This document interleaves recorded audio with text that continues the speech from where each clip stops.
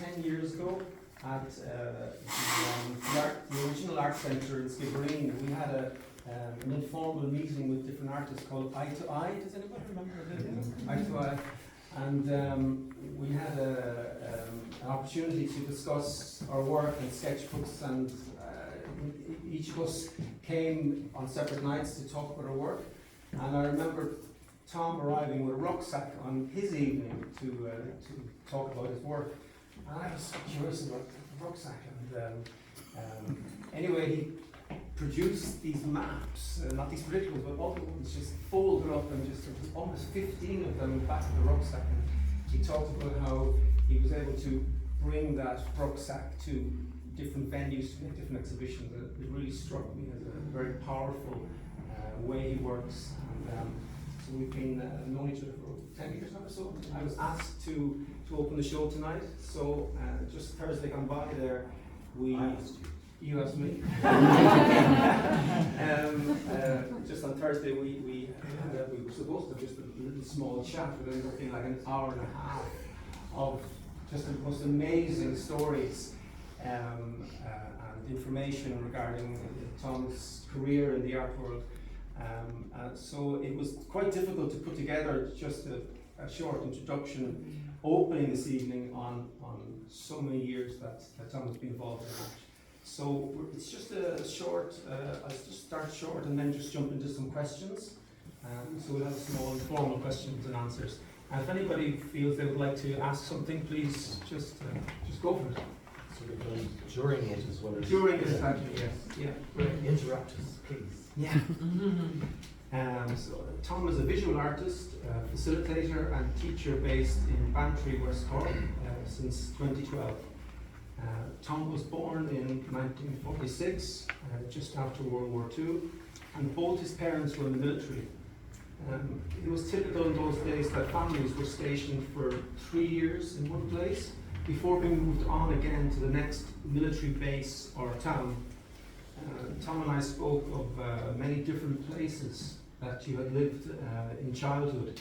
So many, obviously 3 year stints, Shropshire, Somerset, South Wales, and as far away as Bermuda, where you lived for 3 years between age 2 and 5.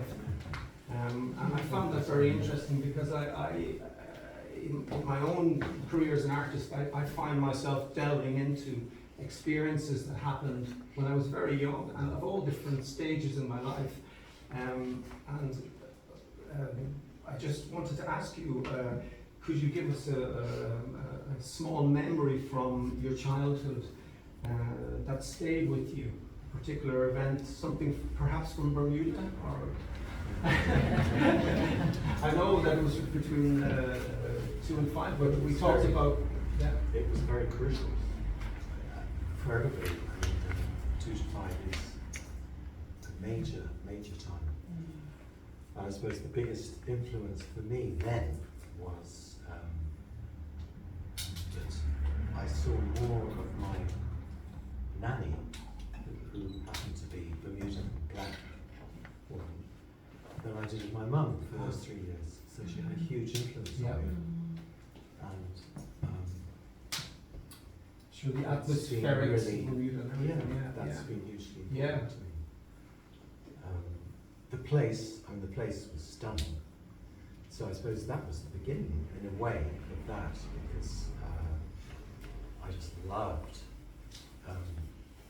the beach and the views from the house, which was on the hill, and crystal water, you mentioned. Absolutely. And going on a boat with a glass bottom. And that is something else. A small boat, but just I love that. And then the other thing about Bermuda was when we left, I was 5, and we went via New York back to Liverpool, and we went via New York because part of my mother's family was based there, and we stayed there. So that was my first time of meeting up with them. Wow. Who were there because they were Jewish refugees from the war. Right. Or 4, and so that was a whole other chunk of my Yeah. very important to me. And of course, you're hoovering in visuals as a Yes. young artist Yes. as well. And Yes. Well, going into the harbour from Bermuda, we went in a liner from Bermuda to New York, and going into New York harbour with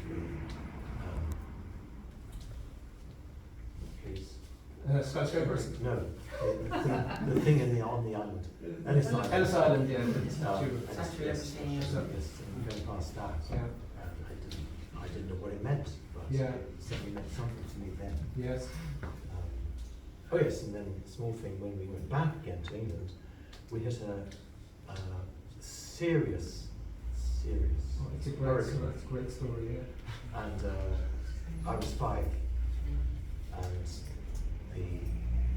they actually, this was a Cunard liner, a small Cunard liner, the battery scratches. But there was a major hurricane. They actually had practice for on a liner, passenger liner. They actually had practice for lifeboats, which is I never heard before. So I thought that was all horrendously fun. And then one morning we went down to breakfast, my mum and I, and huge stateroom they're called for some reason, and very heavy cutlery and very heavy everything. And there was a huge lurch, and the whole lot crashed to the other side of the room. All the cutlery, all the crockery, all the tables, plus their chains. And I just thought, this is such a wonderful world. This was all lay on, all done for you, you just know. for me. Yes. I believe that ever since, really. Excellent. It was for you. That was fantastic. Thank you. And I would like to ask you also, can you talk a little bit about the first introduction to painting? And I believe that was from your brother. Is that correct? My older brother, yes, he loved painting, and he had a very good teacher at school. I went to the same school, a sort of horrible, pseudo-posh public school. This is what you got if your parents were in the army. And so he painted, and I was very conscious of his work, but then he applied to the Slade and he didn't get in, so he went to Sandhurst instead. But it wasn't so that simple, because 6 years later, I didn't even think of going to the Slade, because I didn't really paint by then, but I was interested in painting because I saw him painting. And my dad didn't, he wanted me to go to the army as well. And I just thought, well, I can't think of anything else, you know. So I actually got a scholarship to Sandhurst myself. And then halfway through the following year, and I was still doing maths and physics. And the following year, it just blew up, and I realised that this was about somebody else. And I was different from my brother, and very different. And you ended up going to Oxford? I went to Oxford, so Studying largely by English? mistake. Yes, Yeah. yes, so that's it. Yeah. And while in Oxford, you were involved in the art club there, and there was lecturers of different painters, different interesting people coming. Yes. By then, I was interested in painting, yes, my brother, but I saw painting, so I had occasional visits to the Tate in London, and was absolutely mesmerised by some of the work. Which particular painting? The first painting I remember loving was, I was about 15, I think, and it was Augustus John's portrait of his son, Robin. Robin, yeah. Yes. And I thought it was a girl anyway, and it was this very, yes, Yeah. and very long curly hair, Yeah. beautiful child, and I really enjoyed looking at that, and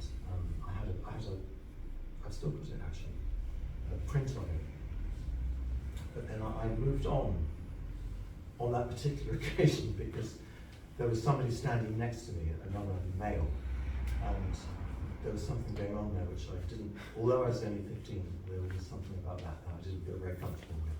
But I still love the picture, and I still have pictures of the printer. And anyway, where does that lead? That leads into at the art club in the art club. in So yes, so although I was not really painting by then, but there was an art club and I was part of it. And we used to get people to come in and talk to us. And quite famous people, some of them. One whose name I've forgotten, sorry. John Hubert? No, not sorry, that. Another one, he came but he was in a terrible fluster and he was a ridiculously typical artist, this fellow, and he had dropped his slides. His slide, photographs. I was so nervous. Yes. So there were a big pile of them. So the talk was of these slides, but they were all anyhow. No, that one must be kind of law of averages. But some of them the right way around. But anyway, that appealed to me very much because it was kind of chaos, and I liked that. But then this guy turned up another week, and he was American, and he was very good looking, and he was I loved his painting, and he'd been in England for not many years. And he was called John Hubbard. I don't suppose anybody's heard of him. And he was a sort of well-known painter. His wife, this is very, very clever of him, ran a gallery in Sloane Street. It's kind of handy. Because he had been bought by the Tate as well, so it was like yes. Yes. I mean, he was quite a big deal. But I love. He was a sort of. He was coming out of abstract expressionism, which I loved, and through his eyes basically. And we got to know each other pretty well, and I went to holiday in Cornwall with him once, and we did drawing and stuff. And so he was the only, because I didn't go to art school, he was, in a sense, one of my art schools, because he was very influential to me for a few years. Some of my very first work that I started doing was quite close to his. Yeah, because I wanted to ask you that, and you've already answered there, was that, what was it in John Hubert's approach to art and painting that almost convinced you really that, it was the artist's life for you, what was it in his method, in his practice, in his approach to art, or was it just, well, you just enjoyed the It's a good question. I mean, I don't really know why I liked his work so much. I mean, I like it now. I think at its best it's wonderful. I don't really know why. I don't really know why or how I got the equipment. Heart, eye, to like that work. But I certainly did. It's partly to do with where. Because it was also a sort of introduction to the West Dorset, which was absolutely beautiful, and that was part of it. It was partly to do with something. It was the first glimpse I got of this could be a life. I'm not sure it's my life, but it could be a life. It's his life. He does pretty good. I like his work. I've just always been interested in those triggers in artists. What was it through your life that gave you the triggers to say to you eventually, oh God, I'm just going to go for it? It's, that at the end of it, it's like a life that's difficult and worthwhile. But it's a tricky one. There's no wage and there's no role. It's a role in society for the artist. We're there, we exist, but we don't get our, whatever. Well, not until the the Irish, well, government I was going to say, but system started dishing up 350 quid a week, which I would love. Yeah, me too. I would have loved it as well. Okay, who's applied for it? Who got it? I can feel the tension. My son Dan got it. Dan got it. Did it? Yeah. Mm. So that would sure as hell make a big difference to get that. Especially when, as they're saying, that it will become a permanent thing, you know, if you happen to get it. Yeah. Oh, Yeah. Wonderful. yeah. So can we jump through during the 70s and 80s, you painted through those 2 decades? I did. Yeah. I did. But I was already very, very interested in the other thing as well. Working with. Working, yes. Yes. I just mentioned that as well, and that parallel to this life as a painter, you have balanced a working life as a teacher and facilitator, using art to help people with disabilities, disadvantaged people of all ages, in prisons, homeless centres, drug centres. You worked for decades. Well, I still do. Yes. Today as well, right through the 90s and 90s. Yes. And that they went parallel through your whole life, Yes. those 2 different things. And we talked about how it was very difficult for you to just be a painter. You felt that you needed to bring art somewhere and everything, and you, Yes. so you did, and you went for it, and you succeeded in that for over 40 years. Yeah. Yeah. Yeah. More. Yeah. I mean, you've just finished a course in Bantry. You did working with kids Still in doing Bantry, bits yeah. and pieces. Yes. Fantastic. I do need it. Yeah. I feel it's all for something in a different way from Yeah. just Yeah. painting. Yeah. And you're still dealing with art and you're bringing art to other people. Yes. That's very noble actions, you know. It feels not so noble as necessary. Okay. for me, Yeah. really. Yeah. Great.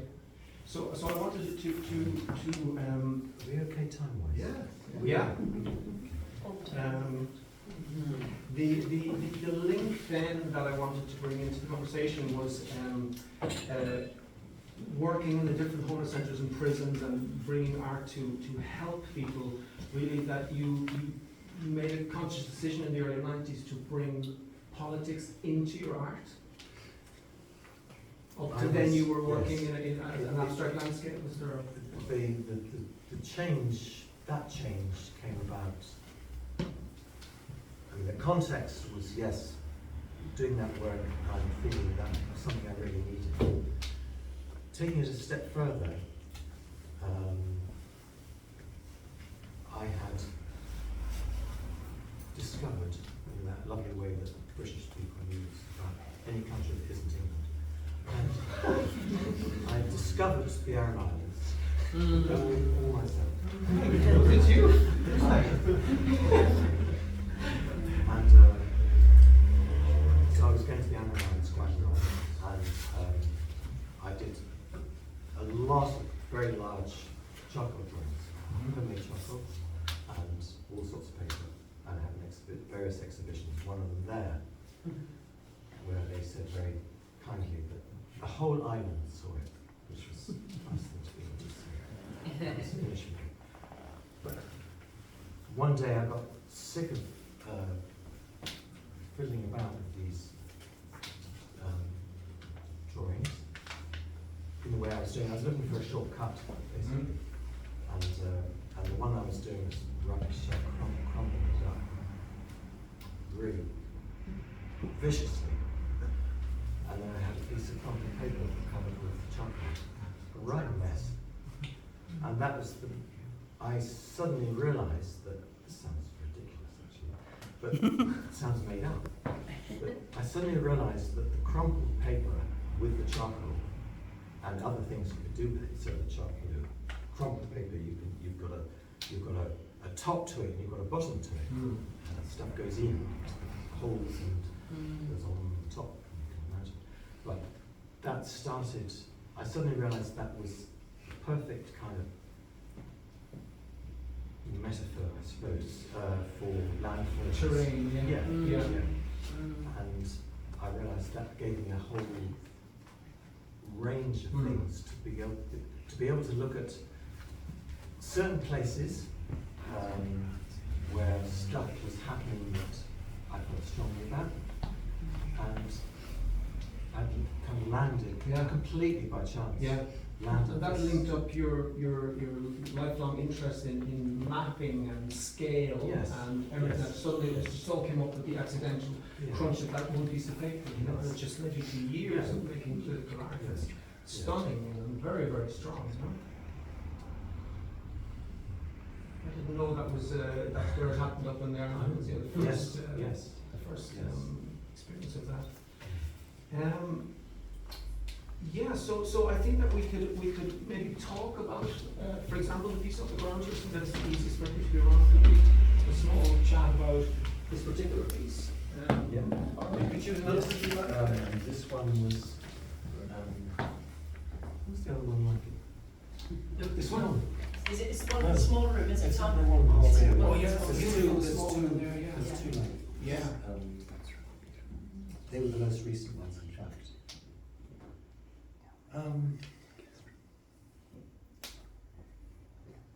Well,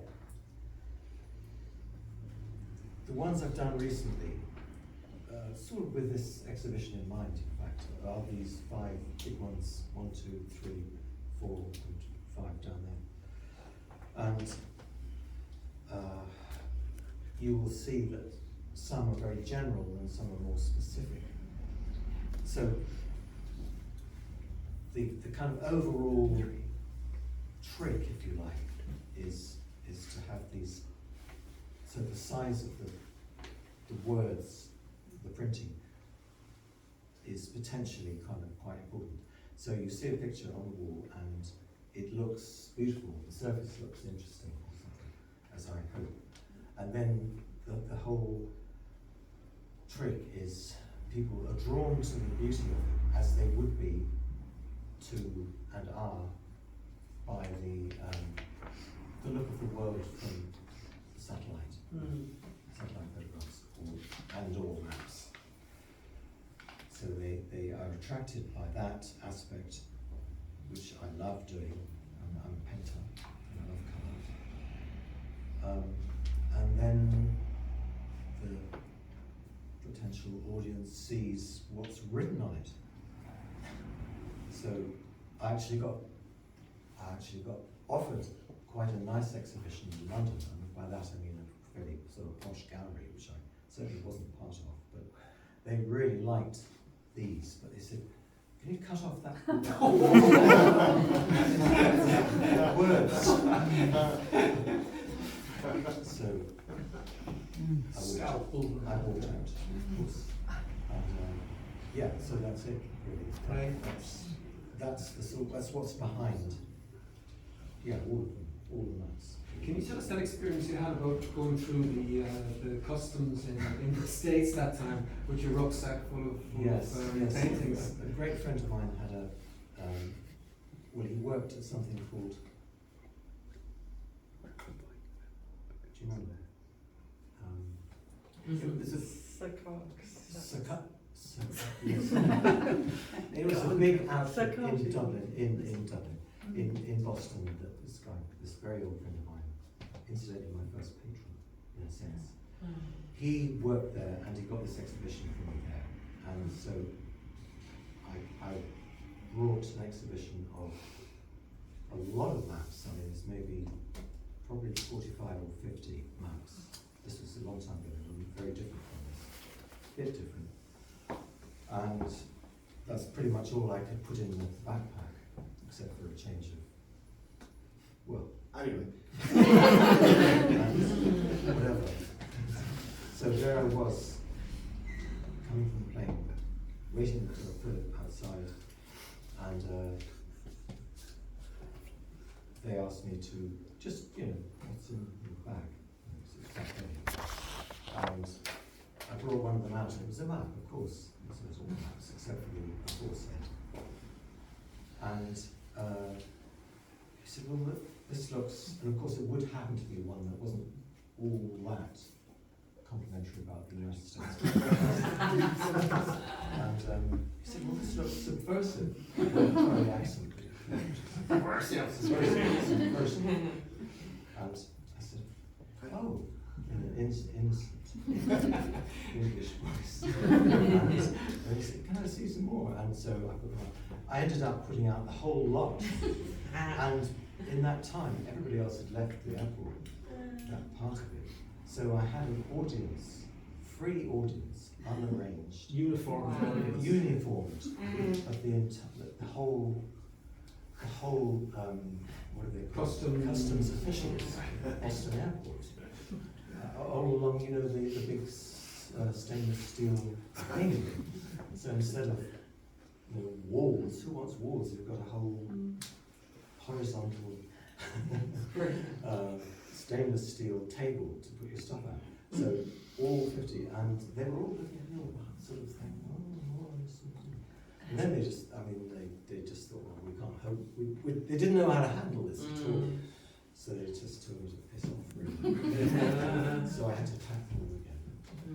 Anyway. But just perhaps one or maybe more of those customs officials in Boston Airport read into something in your work and brought them on a different direction in their life, and that's the power of your work, you know. Yeah.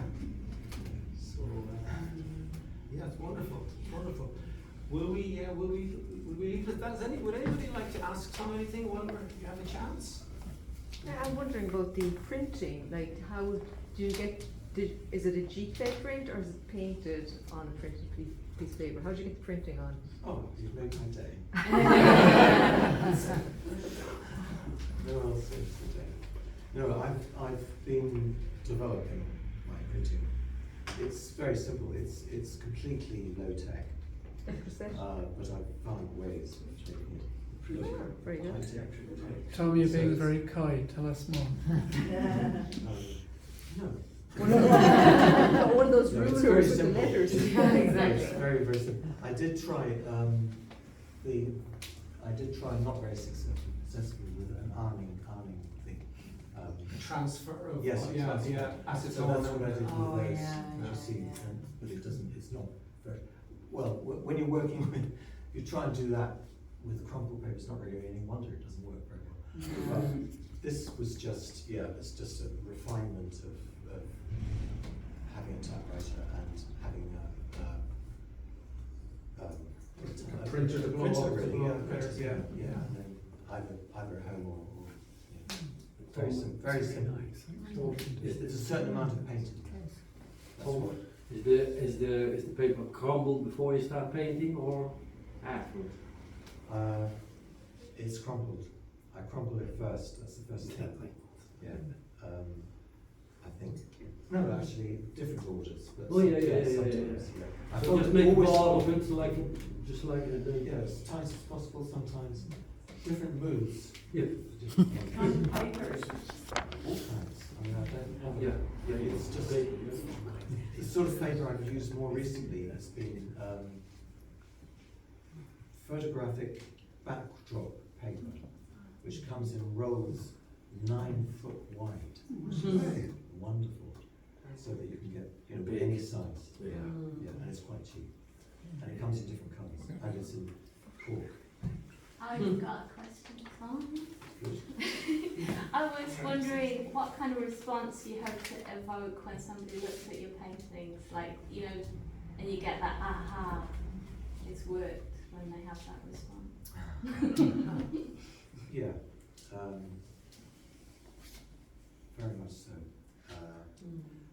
I was very lucky. I landed completely by chance again a show in Chelsea, New York, many years ago. I was doing maps already and other things, and it was a joint show. It was me and another person, and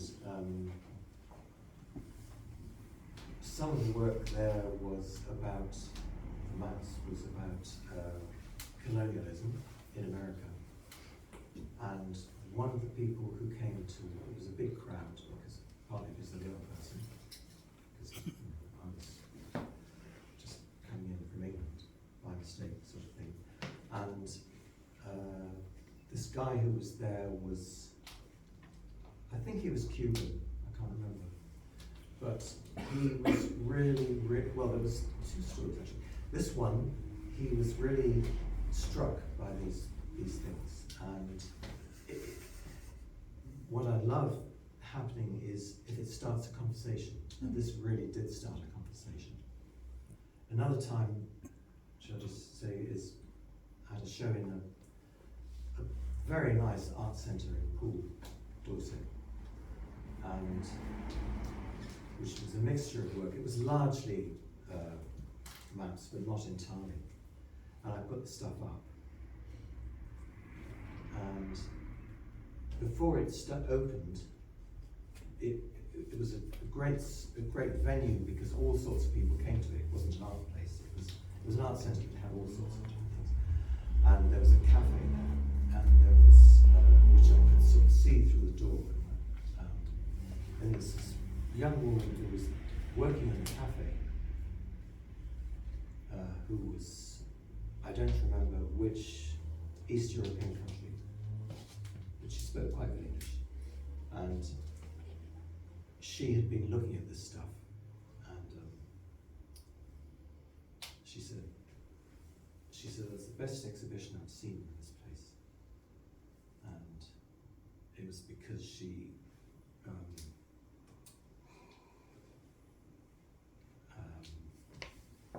recognized it, basically. So that was huge. So telling that story, I have to be very careful because she bursts into tears and I tend to.